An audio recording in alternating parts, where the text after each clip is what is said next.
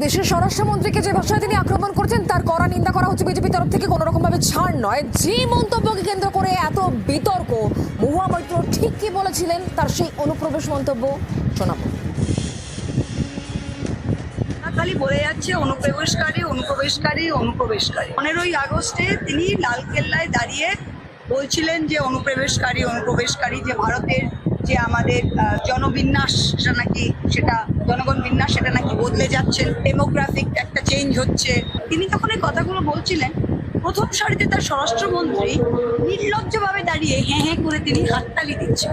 যদি ভারতের সীমান্ত রক্ষা করার আমাদের কেউ নেই, যদি অন্য দেশের মানুষরা রোজে শয়ে শয়ে লাখে লাখে কোটি কোটিতে ঢুকে যাচ্ছে, যে আমাদের মা বোনদের উপর চোখ দিচ্ছে, আমাদের জমি কেড়ে নিচ্ছে, তা তোমার প্রথমেই তো অমিত শাহের মাথাটা কেটে তোমার টেবিলে দেওয়া উচিত।